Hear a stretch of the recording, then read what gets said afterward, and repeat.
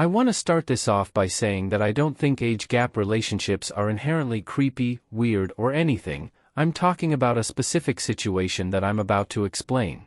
My friend Daniel is almost 24 and has been dating his GF, Jessica, 30, for nearly 6 years now. They became official 2 days after Daniel's 18th birthday but have been knowing for much longer than that. Their parents have been friends forever, so the first time they met Jessica was 6 and Daniel was a newborn. But that's not the creepy part. According to the both of them, Jessica has had a crush on Daniel since he was in middle school, and if you do the math you'll find out she was between the age of 17 and 20 at that time. She used to blatantly flirt with him when he was still a preteen, compliment him, get jealous if a girl his age tried to interact with him, and tell him how she couldn't wait for him to turn 18 and marry him. They are not married or engaged yet, but it seems like they are going strong, so she meant it. If that's not weird enough, they don't look their age. She looks much older and he barely looks legal, to the point they have been mistaken for mother and son more than once, and, while he refers to her as a woman, she refers to him as a kid, i.e., my BF is a good kid. Now I might be reading too much into it, and they are both adults now, so no one can tell them anything, but to me it feels like she's into young people. Daniel is really easy to influence and she groomed him until it became legal. I'm sure he's starting to realize I'm feeling more and more creeped out by his relationship. I don't know if I can act like I find this normal, but I also don't think it's my place to tell him. A month later. So in the end I didn't or say anything, someone else did. I need to say their families don't know about the grooming part as it happened when the parents were not present. However, Daniel's sister, Gemma, 22F, knows, and she is very sensitive to this topic. She was that girl in school who grew big breasts way too early and was constantly sexualized both by our classmates and grown adults. Gemma was never too happy about her brother's relationship. She even tried to make their parents reason about this, but they never believed her. Other than some passive-aggressive comments towards Jessica now and then, she never said anything, until she did. Gemma knows I agree with her for what concerns their backstory, so she immediately told me when this happened.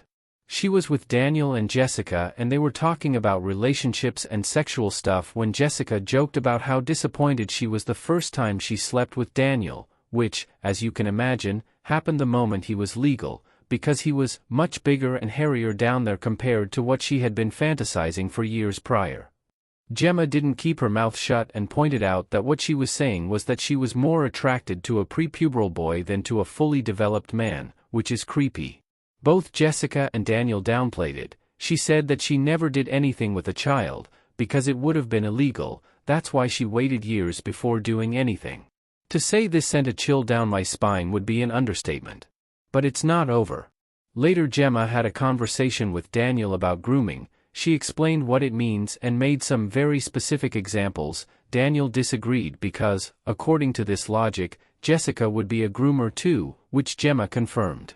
Daniel didn't reply, but she could tell by his expression that he was thinking about it, so he might be starting to connect the dots.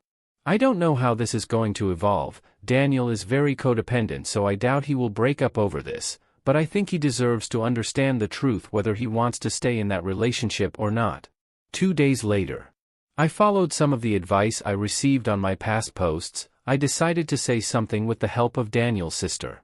So I told him the story of a girl I know who was groomed by an older person, except it was actually his story with some changed details.